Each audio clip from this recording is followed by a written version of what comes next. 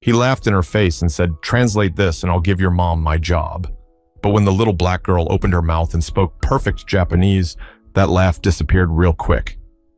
The first thing you heard that morning was the squeak of Evelyn's old Honda pulling into the back parking lot of the Riverside Grand Hotel in Austin, Texas. The car rattled as it came to a stop, coughing out a final tired sigh before the engine died. Inside sat Evelyn, early 40s, hair tied back in a loose bun, wearing her faded uniform that had seen far better days.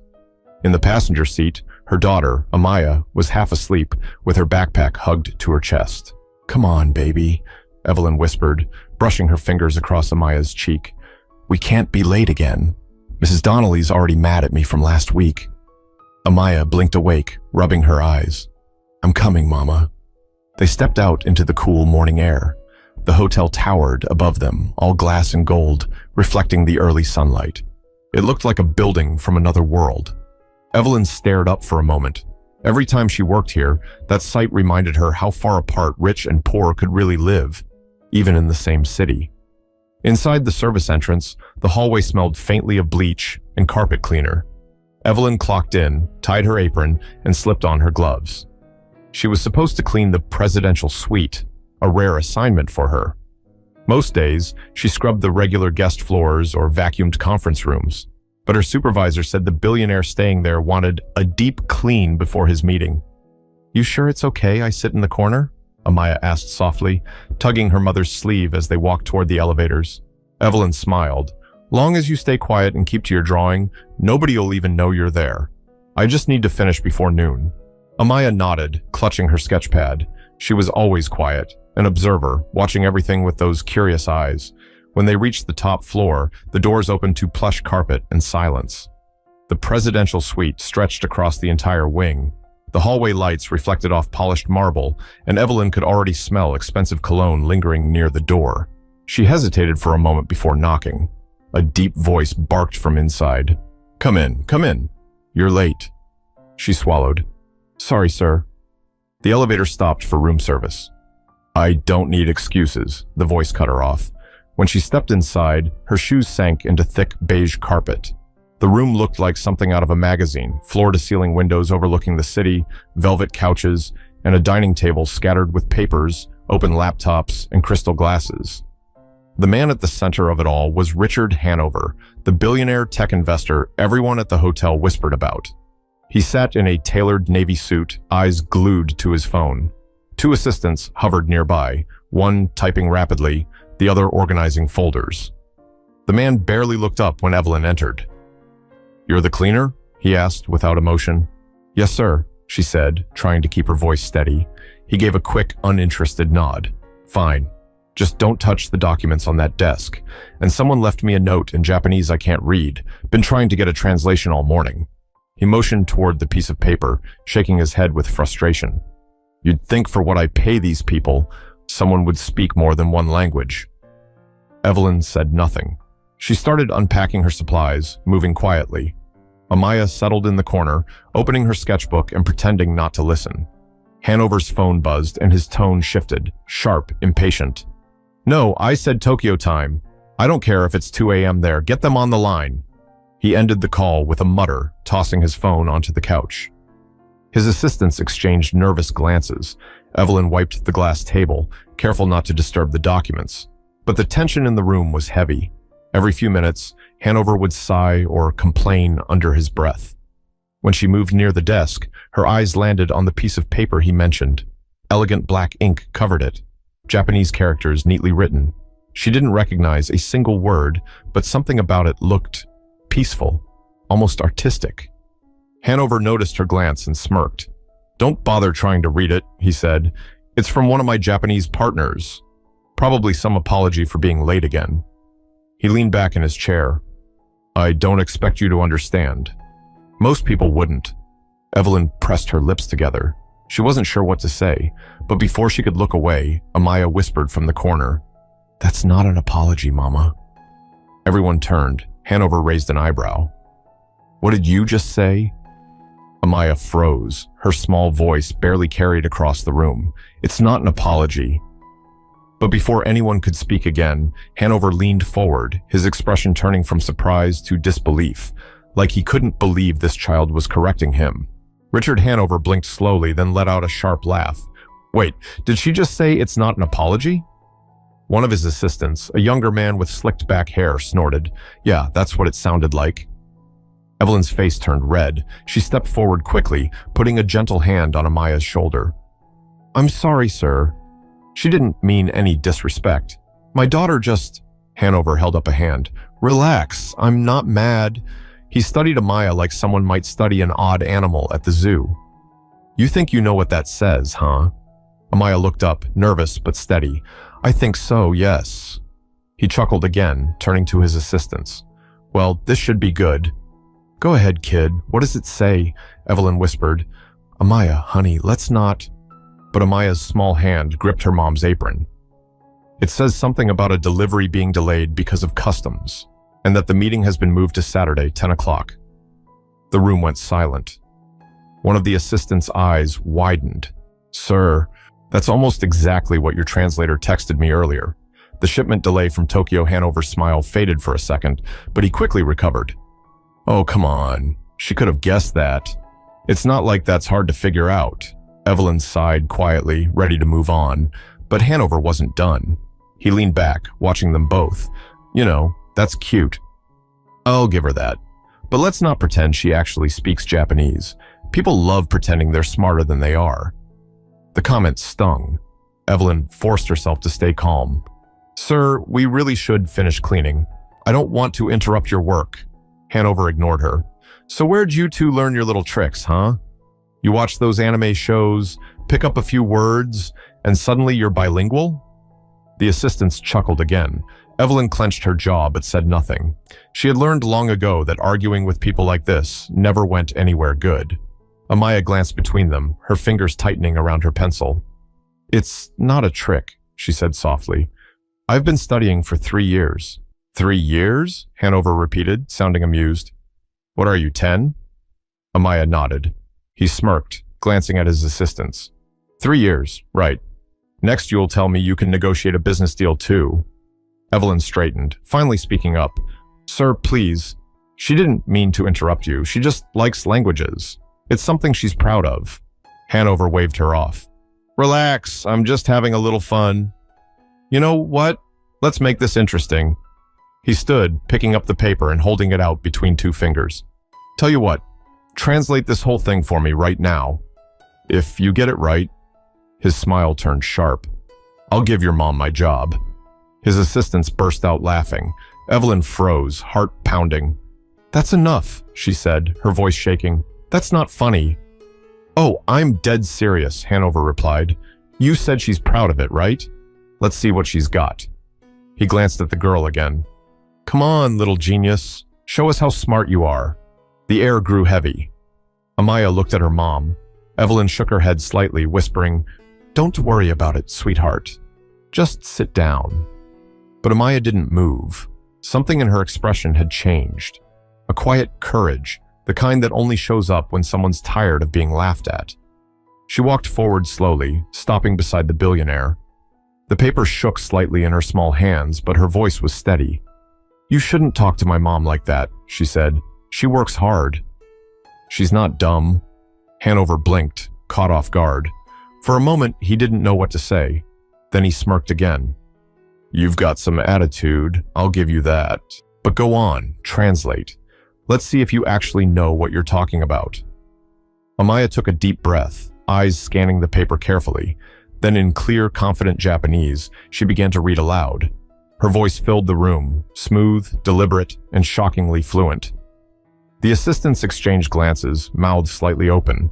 Even Hanover's posture changed. The smug amusement started to fade from his face. When Amaya finished reading, she looked up and calmly translated it into English, word for word. It says the meeting with Mr. Ito was rescheduled because his flight was delayed in Osaka. They're requesting confirmation for Saturday, 10 o'clock, and they apologize for the inconvenience. Silence. Only the distant hum of the city outside the windows. Hanover blinked, once, twice. Then he turned to his assistant. Check the email from Ito's office. The assistant opened his laptop, typed quickly, and froze. Sir? That's exactly what it says. Hanover looked back at the girl, then at Evelyn, who stood there with her hands pressed against her cleaning cart, trying not to cry. "I told you," Amaya whispered, eyes steady.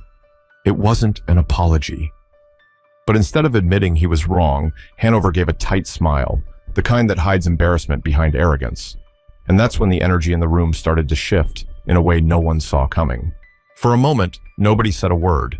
The room felt thick with something no one wanted to name: shame. Hanover's assistants avoided eye contact, pretending to look busy. Evelyn stood frozen, her heart pounding, unsure if she should apologize or walk out right then and there. Hanover cleared his throat, forcing a chuckle that sounded painfully forced. "Well," he said, looking at Amaya, "I guess you got me there." He clapped his hands once, sharply. "Good job, kid. Maybe you've got a future in translation." Maybe Evelyn could hear the sarcasm buried in his tone. She tried to steer the conversation back to neutral ground. "Sir, if you'd like, we can finish cleaning and let you get back to work." But Hanover interrupted her again. No. I'm actually curious now." He turned to his assistants, grinning. "You see that? 10 years old, fluent in Japanese. Maybe we should put her on payroll. What do you think?" The younger assistant gave a half smile. "Sure, boss. We could use someone that smart." They laughed. It wasn't loud, but it was enough. Enough to make Evelyn's face burn and Amaya's eyes drop toward the floor. "Don't listen to them, honey," Evelyn said softly. "They don't mean it." Hanover raised an eyebrow. "Oh, I mean it. I mean, come on. What are the odds? A little girl from—" He paused, glancing at the worn name tag on Evelyn's uniform. "East Austin, right? Fluent in Japanese.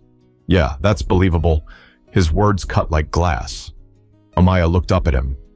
"I learned online," she said quietly. "There are free classes, videos too. You don't have to be rich to learn." Her tone was respectful, but it carried something fierce beneath it, something proud. Hanover laughed again, but it didn't sound natural anymore. "Free classes? Sweetheart, you don't learn Japanese from YouTube videos. That's not how it works." Evelyn's hands tightened around the handle of her cleaning cart. "She worked hard," she said, her voice trembling but firm. "Every night after homework, she'd watch lessons. Sometimes I'd come home from the late shift and find her practicing by herself." It's all her. Hanover tilted his head, his smile thin. "You sound defensive." "I sound like a mother," Evelyn replied. That stopped him, for just a second. He studied her, then looked back at Amaya. "So, what's the end goal, huh? You planning to move to Japan one day? Work for a big company? Marry rich?" The assistants laughed again, though this time even they seemed a little uneasy. Amaya blinked, clearly unsure how to respond. "No, sir. I just like learning things, and I wanted to read manga without subtitles." Her honesty disarmed the room for a moment. Even Hanover had to look away, covering a half smile. "Well, that's refreshingly simple." He turned to pour himself a drink from a crystal decanter on the side table. The clink of the glass broke the silence. "You know," he said, swirling the amber liquid, "it's funny how people from nothing always want to prove they're something. Like it's a competition." Evelyn took a deep breath, swallowing the sting of his words. "I don't want to prove anything," she said. "I just want to give my daughter a chance to be more than what people expect." Hanover looked at her over his glass. "And what do people expect exactly?" She met his eyes for the first time. "That we stay quiet. That we clean up your messes and disappear before you even notice." The assistants shifted uncomfortably. Hanover's smirk faltered for the first time. Then Amaya spoke again, softly but with conviction.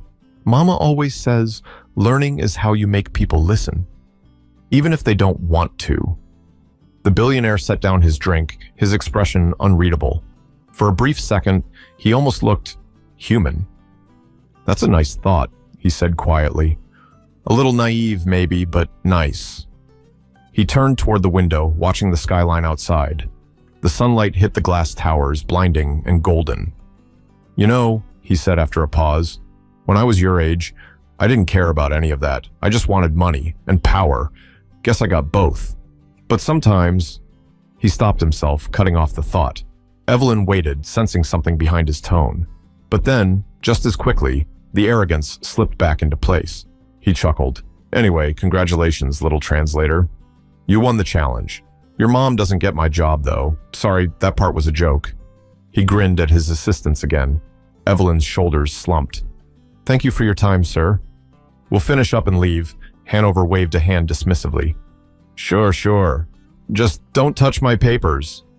They turned back to their work, cleaning quietly while the room filled with nothing but the sound of footsteps and distant city traffic. But behind Hanover's calm exterior, something had shifted. He couldn't shake the image of that little girl standing up for her mother, calm, proud, unbothered by his wealth. It bothered him more than he wanted to admit. But just as Evelyn was about to pack up her supplies and leave the room, one of Hanover's assistants muttered something under his breath. And that's when everything took a turn no one expected. Evelyn was crouched near the coffee table, packing her rags and brushes into the cart, when she heard it. A whisper, low but sharp enough to cut. Yeah, fluent in Japanese. Sure, the younger assistant mumbled. Probably memorized a TikTok clip. Hanover didn't respond, but Evelyn saw the faint smirk tug at his lips again. That was it.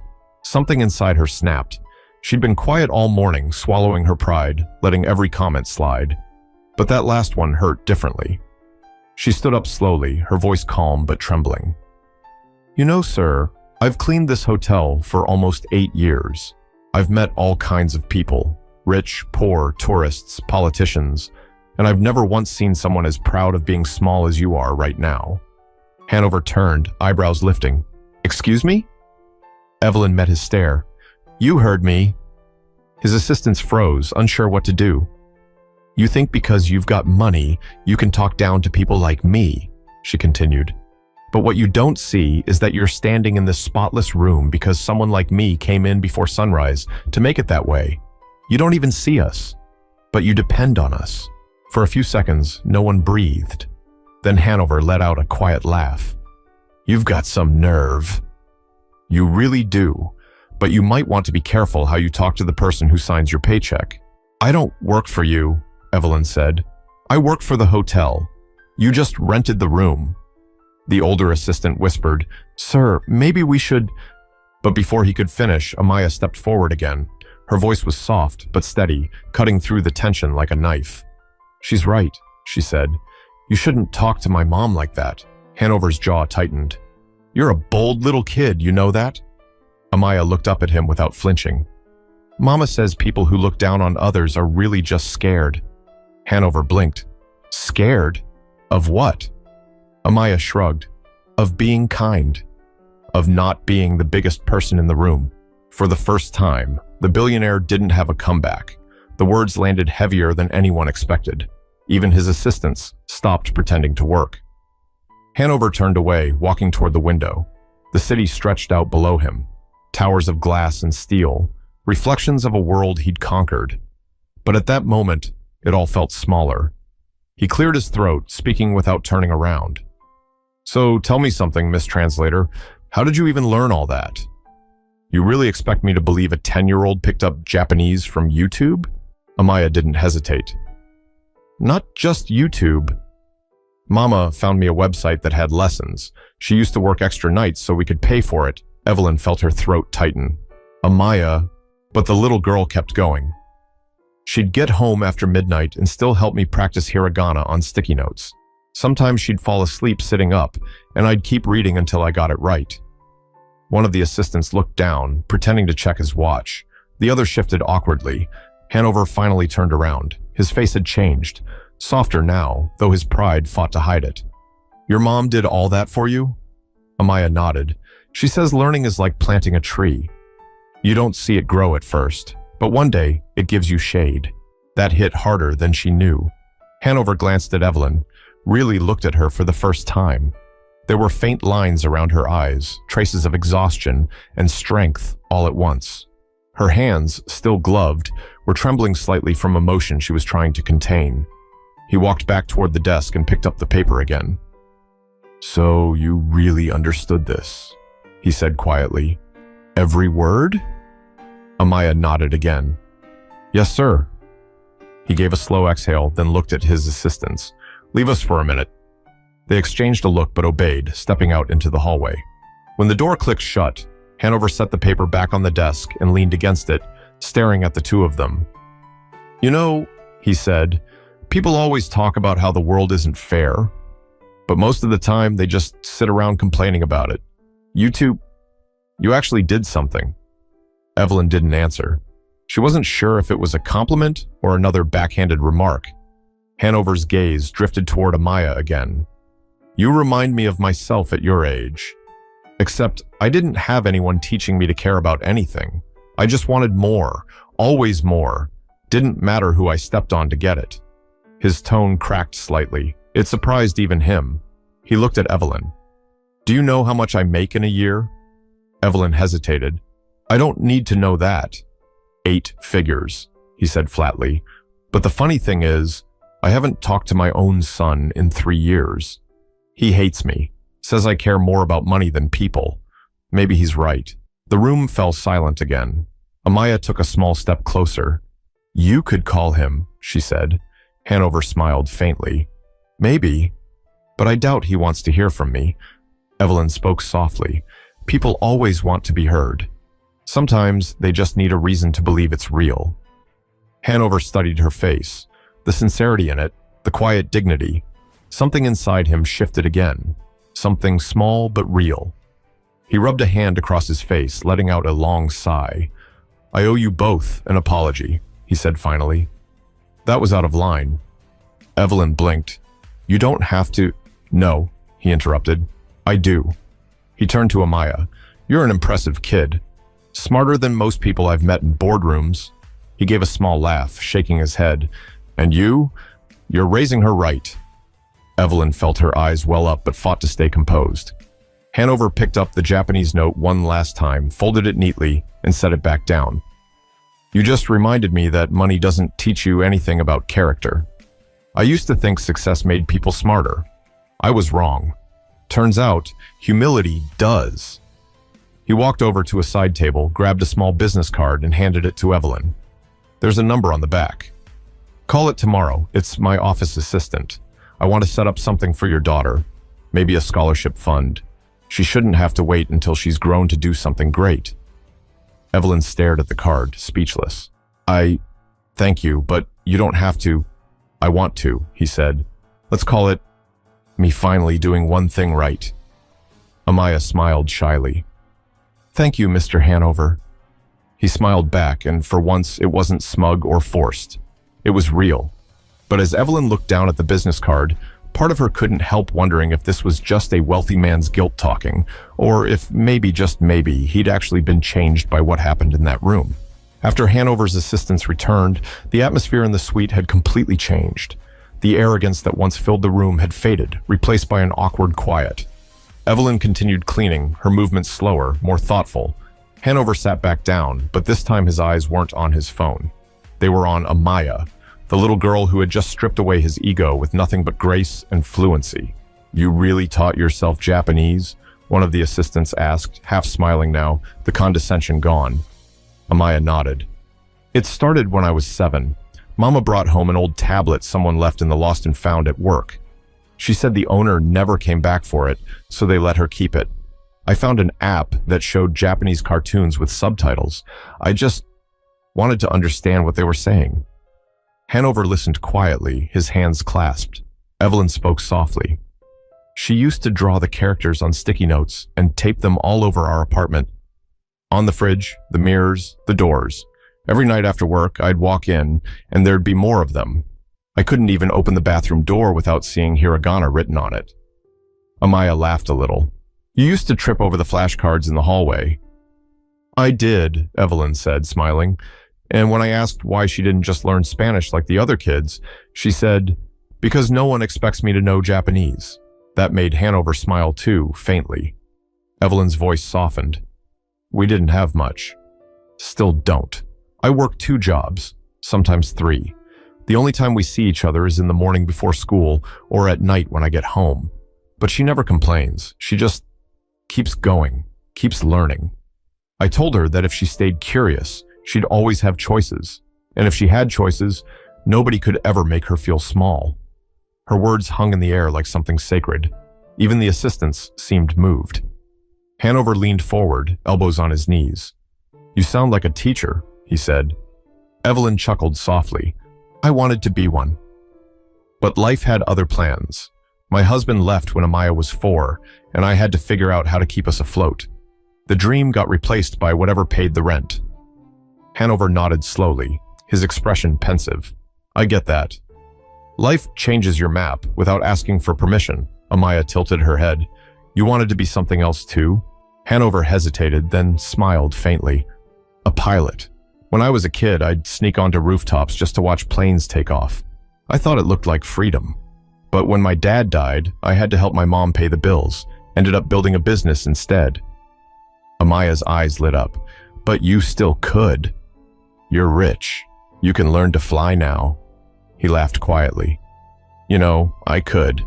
But maybe there's more to learn down here first. Evelyn glanced up from her mop, meeting his eyes. Maybe that's what growing up really is, realizing you don't have to chase the sky to find peace.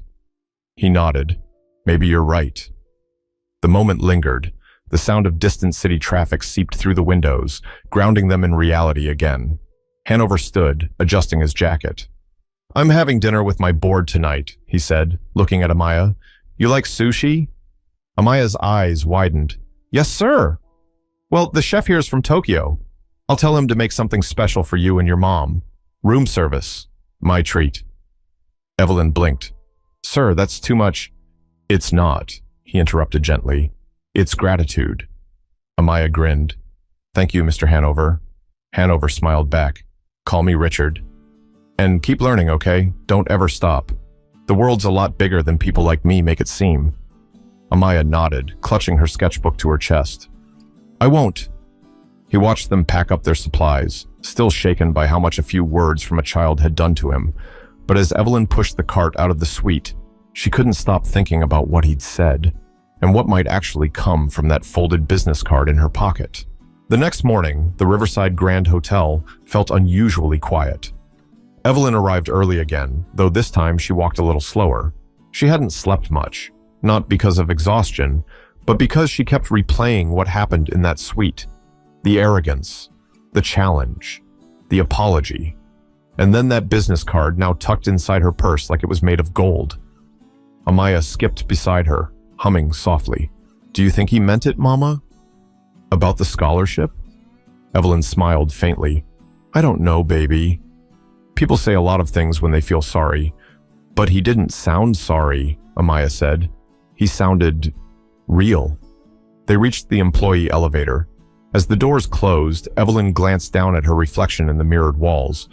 The tired eyes, the faint smile. Maybe you're right, she whispered.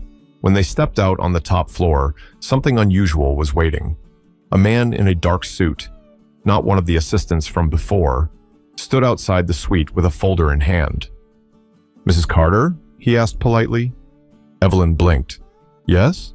I'm with Mr. Hanover's office. He asked me to deliver this. He handed her the folder and a sealed envelope. He said to tell you it's not charity. It's an investment. Then he nodded and walked away before she could even respond.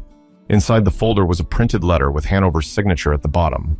Evelyn read it slowly, her voice trembling as she spoke aloud for Amaya. Enclosed, you'll find a full scholarship offer for Amaya Carter, covering tuition and materials for a private language academy in Austin. You'll also find a contact for a mentor in Tokyo who has agreed to meet her virtually once a week. Consider this a promise, not pity. You both taught me something I can't forget. Amaya gasped. Mama, that means... Evelyn covered her mouth, tears spilling before she could stop them. It means he really did it. Amaya threw her arms around her mother, and for a moment, the weight of all those years, the exhaustion, the double shifts, the skipped meals, melted into something light and beautiful. Later that afternoon, when Evelyn went to clean the suite one last time, she found Hanover standing by the window, his jacket off, sleeves rolled up. He looked different, not just in appearance, but in presence. He turned as she entered. I was hoping I'd see you, he said. Did you get the folder? I did, she replied. You didn't have to do that. I know, he said simply, but I wanted to. Evelyn hesitated. Why? Hanover looked out at the city again, his voice quieter now. Because I realized something. I've spent my life proving I'm better than people, Smarter, faster, richer. But yesterday, a 10-year-old reminded me that wisdom doesn't come from winning. It comes from listening. He turned back to her. You raised her well. You gave her something money can't buy. Evelyn smiled softly. Hope? He nodded. Exactly. There was a long silence, not awkward this time, but meaningful. Then he said, I called my son last night. Evelyn's eyebrows lifted. You did? He nodded. First time in 3 years. It wasn't perfect. We argued. But he stayed on the phone. I think that's a start. That's more than a start, she said. That's the first step back. He smiled faintly. You're right. Amaya peeked in from the hallway, shyly clutching a small origami crane she had folded from one of the hotel's napkins. She walked up to Hanover and held it out to him. What's this? He asked. It's a crane, she said. It means peace and luck. In Japan, they say if you make 1,000, your wish comes true. I only made 1, but maybe it'll still work. Hanover took the crane carefully, his expression soft. Thank you, Amaya. I think 1 might be enough. She smiled wide. I hope your wish comes true, Mr. Hanover. He looked down at the crane, then back at her. It already has. But as they left that suite for the last time, Evelyn couldn't help but feel that something bigger had changed. Not just for them, but for him too. The man who once mocked her now stood quietly, holding a paper crane, learning what respect really meant. Weeks later, life hadn't magically transformed. Evelyn still woke up before dawn, still cleaned rooms, still fought to stretch every paycheck. But something inside her had shifted. When Amaya came home from school, she'd sit by the window with her laptop, joining her new online lessons through the scholarship Hanover had set up. The sound of Japanese words filled their tiny apartment like music, reminding Evelyn that even small spaces can hold big dreams. Sometimes, after Amaya finished studying, they'd talk about that day in the hotel. Not about the embarrassment or the anger, but about the moment everything changed, when one act of courage forced someone powerful to see people differently. Amaya would say, Mama, do you think he really changed? And Evelyn would smile. People don't always change overnight, baby. But sometimes, one moment makes them look at themselves for the first time in years. That's where it starts. One evening, a small package arrived at their door. No return address, just a sleek black box with their names written in clean handwriting. Inside was a handwritten note from Hanover. For Amaya, the first person to teach me something money couldn't buy. Keep learning, kid. The world's bigger than you think. Beneath the note sat a silver keychain shaped like an airplane. Amaya laughed. He remembered. Evelyn smiled. Looks like he's learning to fly after all. She slipped the keychain into her daughter's palm. You keep this, baby. As a reminder, never let anyone tell you where you belong. You decide that Amaya hugged her tight.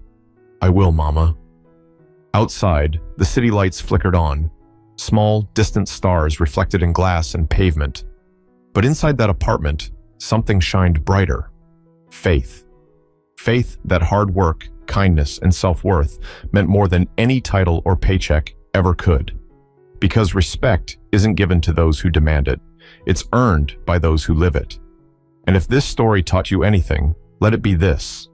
Never underestimate where greatness can come from. Sometimes the person you look down on is the very one who will open your eyes.